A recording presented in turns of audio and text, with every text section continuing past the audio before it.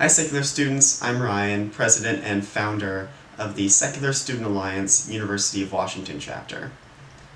One of my favorite SSA memories was getting Chinese food with my officers after our first major speaker event. We'd only known each other for a couple of months at this point, and most of our interactions had revolved around SSA planning, so it was really kind of nice to bond around good food and celebrate our first successful event. I think small moments are what make a big difference in community building, and our officer dinner definitely set a benchmark for the camaraderie that I try to foster at our chapter. Even before our chapter was established, social media played a key role in connecting our members. When I was looking to start a chapter, I met most of my officers over social media and put a lot of effort into branding and building an online presence before we held meetings in the fall. As an amateur graphic designer, I knew that professional and attractive graphics would help propel our new student organization. I've learned a lot by running SSA UW's social media for the past year and a half, and have some tips that will help you grow a welcoming online community as well. My first tip for building a social media presence is to create both public and private spaces online. Instagram accounts and Facebook pages are great platforms to make your organization and events known to the public, while private Discord channels and Facebook groups act as online community spaces for members to connect. My next tip is to make your social media accessible. By that, I mean that links should be shortened with tools such as Bitly, and you should have a place where people can find all of your organization's contact information and social media handles. Linktree and university websites are great places for this, as well as paper and virtual pamphlets. My next tip is to create and stick to an upload schedule.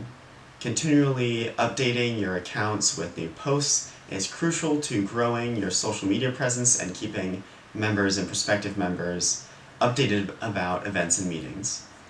I highly recommend using Creator Studio for Instagram and Facebook to upload and schedule posts in advance. My next tip is to get creative and make your own graphics. Even if you don't have prior experience with graphic design or access to expensive software like Illustrator or Photoshop, free resources like Canva and GIMP make it easy and fast to design custom graphics for your meetings. My next tip is to build an assets library. And an assets library can be as simple as a folder with high definition or vectorized logos, commonly used images, backgrounds, patterns, established fonts and color swatches, and other reusable graphical elements. Reusing elements makes custom graphic work fast and efficient, so you don't spend hours designing graphics each week. My final tip is to make your social media interactive and personal. Answer questions, hold a virtual Ask an Atheist Day, create infographics, and post images with consent of your meetings and members. This sort of activity makes your profile more inviting and gets members and non-members engaged in a productive discourse. All of these tips take time and effort. Building a social media presence isn't something that happens overnight, but if you stick to it and put in the work early, maintaining your social media can be a fun exercise in community building and creativity. As a member of the Secular Student Alliance, you have student leaders and alumni leaders across the nation that are willing to support club leaders just like you. Thanks for listening to my top tips on social media engagement. Hello, my name is Emily Willis, and I am the president of the Secular Humanist Alliance at East Tennessee State University. I came out as an atheist at 15 after living in a Christian household for all of my life. I was lucky enough to have a supportive family after I came out, but I didn't have any secular friends who I could share my non-belief with. I went to college at 18, and in my sophomore year, I discovered the Secular Humanist Alliance and the larger group, the Secular Student Alliance. It was amazing to find a group of people who had the same ideas as me. I started to attend meetings with the group members and I heard a lot of people speak from the Freedom from Religion Foundation and SSA, and what we as students can do to spread the word.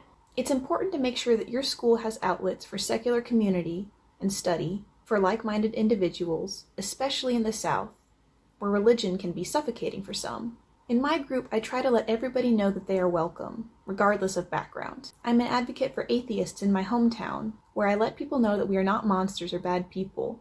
We just have different beliefs. I'm all about destigmatizing the religion conversation, and I encourage people to explore their own beliefs and how they relate to the world around them. One thing I would suggest for a new group of secular students is finding a mentor or a teacher that can help back you up. I was privileged to have a professor who advocated for secularity on campus and wanted to create a place for young atheists to come together and feel safe. You can do the same thing for freshmen, incoming students, transfer students, and international students, and anyone who wants to explore the world of atheism. The best thing that you can do is put yourself out there, as long as you're safe in doing so, and be respectful of others when they express their own beliefs. Show up to meetings and take notes, or prepare some questions for other members based on research that you've done in your own time. The most powerful tool ever invented is right in your pocket or on your desk, so I highly suggest that you use it. Stay safe, everyone, and I can't wait to see what you achieve. Hey y'all, my name is Isaac Gillis, and I graduated from the University of Southern California in December 2019. And at USC, I co-led the Secular Student Fellowship, which is what brings me here today to talk with you all about building secular communities. So really quick, before I jump into some tips and recommendations from what I learned about building secular community, I want to spend just a second talking about why we build communities in the first place. And ultimately, it comes down to pursuing a shared worldview and deriving a shared sense of meaning and purpose from this goal of working together to build spaces where we're psychologically safe, where we belong, where we share the same sort of stories and values and iconography, and where all of that orients us, both individually and as a group, towards that state of thriving and flourishing that we each want and that we want collectively. And I mention those shared iconographies because I think they're really important. The question of sort of what your community's brand is, what it looks like, and how you use it to tell a story about yourself to the world. So at USC, at the Secular Student Fellowship, we thought a lot about this question of kind of what is our brand? And the shirt that I'm wearing is what we came up with. So on my shirt, there's the American Humanist Association's little Humanist logo. And then we overlaid it with our name, SSF, and with this little moniker of Happy Humans. Then, once we did that, we threw a tie-dye party where we all came together and sort of customized our shirts. And I think that is able to convey a lot about the kind of community that we built and the brand that we wanted to express. So this group of really colorful, playful, vibrant people who gather together, each with their own sort of perspective and customization, but all pursuing that goal of being happy humans together, right? And of building the kind of spaces and experiences and friendships where being a happy human isn't an individual project, it's a community project. So that's my first recommendation, is really think about what is your sort of community brand, and then try and put something together that looks like it. Then once you've done that, I really recommend spending time thinking about how you sort of document your story, your values, what it is that makes you stand out, right? What makes your community unique? So again, I'll show you what we came up with for SSF, which is our Secular Student Fellowship Handbook. So I won't have time to share it all with you, but I just want to give you a sense of what that handbook looks like. So first, here's the cover, right, with a bit of our sort of unique SSF branding. And then the next thing I want to share with you is just the section that we put together describing kind of who we are and what matters to us. So we said, the Secular Student Fellowship is a friendly, diverse community of students who borrow from the best practices of religious and spiritual disciplines while exploring, engaging with, and affirming secular humanist values. Ours is a story of using science, compassion, and creativity to ask the perennial human questions, live better lives, and build joyful and vibrant relationships. So I hope that section gives you a sense of sort of what I mean by determining what it is that your community's story and brand is, and then kind of trying to document it, to lay it all out for folks so that, if you tell them, hey, come join our awesome organization, you're able to hand them something that really embodies kind of what it is that makes you special and that describes what your community cares about deeply. So then 2 more recommendations after that. The first one is to spend some time thinking about which kind of humanist you cater to, because there are sort of a lot of folks who fall into the secular humanist or atheist spectrum, right? You've got the philosopher atheists who are kind of all about the, debates and philosophical arguments. Then you've got the activist atheists who just, want to protest or write op-eds. Then you've got the friendship folks who are just kind of know that they're secular, but are really just there to make relationships. And then you've got the more spiritual humanists or atheists, right? Who, would be interested in doing a mindfulness practice together or, going and hiking, experiencing nature together, right? So I really recommend kind of practicing that servant leadership of trying to figure it out what it is that different folks are sort of coming back to your events, your meetings for, and catering to those different needs and interests, while also not sort of pigeonholing yourself, right?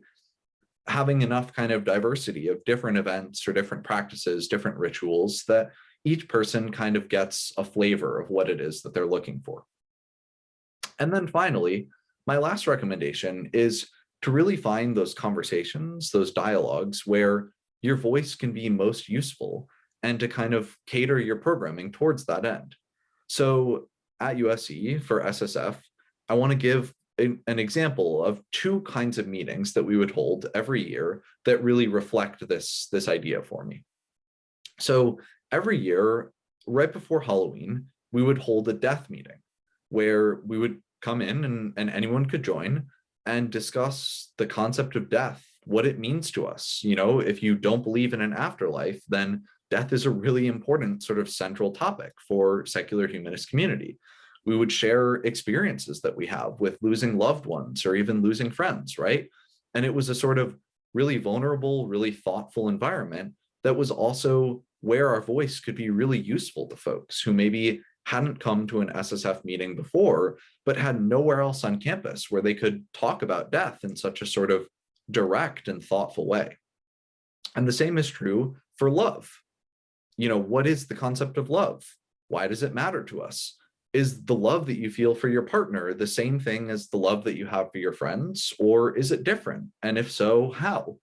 Those are the kinds of conversations that are actually really hard to find, and where we felt that, we could provide a really interesting, sort of unique and thoughtful voice to folks who maybe didn't know that this was an organization that they needed in their lives, but then were intrigued by this meeting and came to find that those conversations happening within our secular community were really the ones that they'd been looking for. So every year, right before Valentine's Day, we would have the love meeting. So that's sort of what I mean by trying to find those dialogues where your voice is kind of missing or hasn't been fully leveraged, and where it's really useful to folks. It gives them that sort of sense of community around really interesting, really engaging topics that they've been looking for. So those are just a few recommendations kind of pulled from my time at USC about how I think you can build your secular community and especially put together that kind of secular brand that really gives people an alluring and inviting and sort of creative take on who you are and why they should be interested. So I hope that's helpful to you all. Thanks. So having a secular community on campus is extremely important since it allows other secular groups to secular people in order to interact with each other, because on college setting there isn't many people who are secular, or at least openly secular. So in order to build a community, you need to seek out people. Every reason why is to have a great connection to other people who are like you, like how religious students have groups.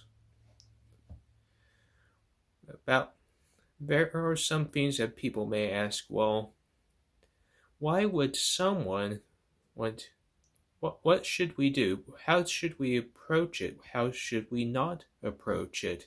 And one of the things that I would suggest is just try to first seek out people that that are that you can be really friends with. If you already have friends who are secular who are on campus, that's a good thing. You can reach out to those people first, and then you can build a core, allowing yourself to add more secular students with you, because those friends have friends that may also be secular. Also, the idea of secularism could be spread around campus. The idea that people should base judgments off of not a religious doctrine, but through a non-religious way of determining what is right and what is wrong and what is true and what is not true. There are a few pitfalls that I want student groups to avoid. First of all, don't make fun of religious people. Don't make fun of anyone, really, but especially bad religious people, because there are atheists, at least on Reddit, who would go out and make fun of people for being religious. And that's a bad idea, because religious people are not stupid. They've been misguided, but they're not stupid, and to treat them as such, at best, would keep religious people from considering secularism, or at worst have secular friends leave the group because they're offended by the fact that you just made fun of one of their religious friends by saying that religious people are stupid. Don't do that. Please don't do that. Second thing I would like to avoid doing is not to treat people too impersonally. Like, if you focus on just being secular, you ignore other aspects that could lead to friendship and stronger bonds, such as other interests, such as whether or not you both like certain hobbies or certain kinds of music. To be as friendly with as many people as possible is a good thing if you want to build up a community. And here are a couple of things that I would suggest for people who are on what people should do. First of all, branch out as much as possible. Make sure that you have a lot of people. Make sure that you have people who have other interests that you share with, that is not just secular, but other aspects, such as hobbies, music, or whatever. And another thing to add is start small, because you can't expect to gather a large group of people, especially on campuses in which secularism is frowned down upon, either because the campus is a religious campus or because the campus is in the religious area. Hi, everyone. Thank you for joining my session today. My name is Mary Zhang, and I am the co-founder and president of Secular Student Alliance Pan Montreal. Today, I'll be presenting on 0 to 1, how to build a team using social media, citing my own experiences building my own SSA team using social media. Step number 1 is establishing a strong personal social media presence. This is because you can't harness the power of social media to found your organization if you don't already have a strong social media presence yourself. So personally, you would want to focus on Facebook, Instagram, and Twitter, while professionally, I would also strongly recommend developing a strong LinkedIn presence. Step 2 is sharing your secular passion on social media.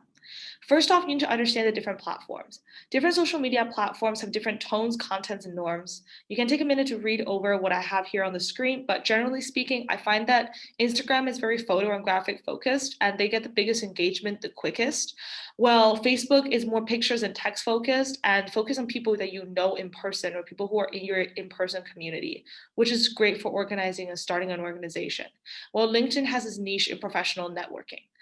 As a general rule of thumb, reposts show your interest for sure, but original content is always way more engaging and will get you way more genuine engagement in conversations. Continue on with sharing your secular passion. Here are some do's and don'ts for sharing your secular passion on social media. Do use positive and professional tone and focus on leadership and advocacy aspects of secularism. Use graphics, pictures, and visual aids. Be genuine and show your passion, and be platform appropriate. Don't be unnecessarily controversial or provocative with the contents you share.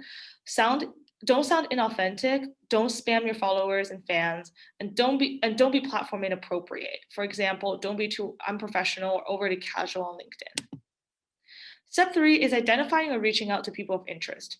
You should keep note to self of people who regularly interact and engage with secular contents online, whether those are contents you post or repost or just content you find online.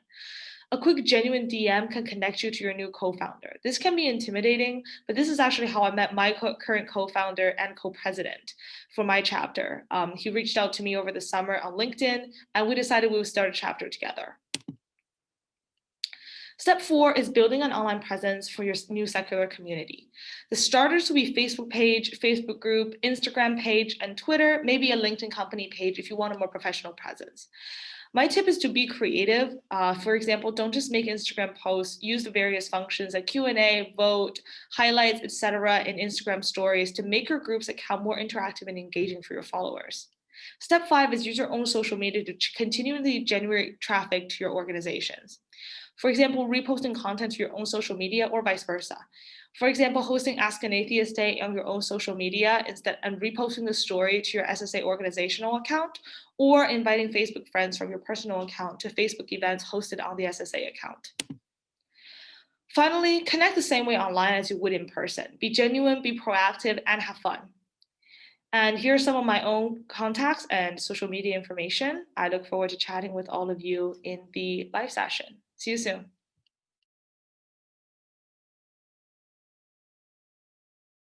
Hi, everyone. My name is Matt Enlow. I am an alumnus of the Secular Student Alliance and an attorney in Chicago. I'm going to be speaking at the Secular Student Alliance annual conference this year about what it means to be a graduating secular student and to participate in public life as someone who is secular after graduation, both in terms of creating your own communities, whether they revolve around secular life or not, as well as finding communities and building the kinds of social interactions that you're looking for once you get out in the real world. I think we all know that being in college is great. It makes it easy, especially through the Secular Student Alliance, to find like-minded people who are interested in talking about the things that you're interested in. The club system in colleges is actually like one of the greatest things that I think a college has to offer. On top of getting a great degree and something that you're passionate about, you can easily meet people that you can keep in touch with for the rest of your life who are smart and passionate and interesting, and there's very little friction there. When you graduate, however, a lot of people end up moving from where they went to college and finding jobs in all kinds of different industries and practicing things and using up their time in ways that they didn't in college. They find that a lot of their free time is occupied by their work. Increasingly, we are working more hours for less pay as the decades go on. And it can be difficult to, in your free time, not just do the things that help you survive your work life, but thrive as an individual, both socially and, in an extracurricular kind of way. I really think that it's important to not just, let the things that you care about fall by the wayside when you graduate. Just because there's no Secular Student Alliance for adults in the real world doesn't mean that you can't keep doing things that you care about and meeting people who have interests like yours.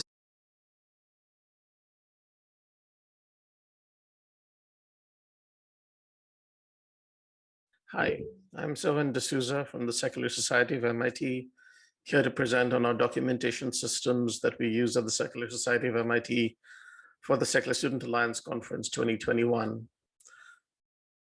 We have 5 main folders of information that we document here.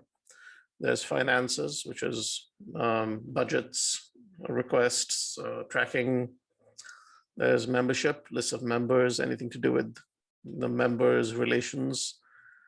We have operations, which is things like executive logs, forms and such.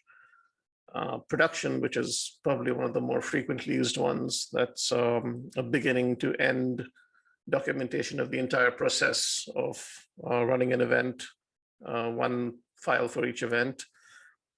That is informed by what we have in the knowledge folder, of course, and informs what we have in the knowledge folder. After each event, we look at events that we've done, and we take lessons learned and incorporate them into the knowledge for future events. So in the knowledge folder, which is what I'll be discussing here, we have connections. That's basically the contacts and what those contacts are in relation to us. There's inventory, which is what we have, like stuff tracking. We have the master planning document, which is everything we've accumulated so far, like our master templates for events, how to run different types of events, ideas for events and such. The officer's guide, as the name suggests, is a guide for officers, what officers are supposed to do and how they can do it. Operations is things like how to get security for an event, or just general operational stuff. There's price references, which is information about how much things cost. That's a useful thing to have handy, both how much things cost in terms of, for example, audiovisual costs or hiring things out on campus, as well as how much things cost that we typically use for events like refreshments or catering or such. There's publicity, which is the master document about how to run publicity for events and various publicity contacts. There's room survey, which is about different venues on campus that we would likely use for events or that we've used for events in the past and how they work. And transitions, which is about transitions between administrations, officers taking over other officers' positions and how that's done. I'll go into a few of these documents now. So in the connections document, we have different lists of people or entities that we deal with or expect to deal with. One is the proximal invite list. That's people in the area that could physically present at an event or contribute to an event without additional travel or boarding expenses. Then in the master planning document, we have a bunch of different annual and seasonal templates. There's of course the core schedule, which is the grand plan, and that's what we use to. This is kind of a frame around which we flesh out each semester. These approximately mirror each other, with Sagan Day and Darwin Day, something we have pretty much done without fail since the new calendar was invented. There's the Blasphemy Rights Day and Ask an Atheist Day. There are the different midways. So these things generally seem to mirror each other. And then suggestions for different types of events like Out and Out and Course Zero, which is our lecture series. Out and Out is our series of ex-believers stories, storytelling event. And then films, debates, some scriptural discussion or such. These are just something around which to organize in general.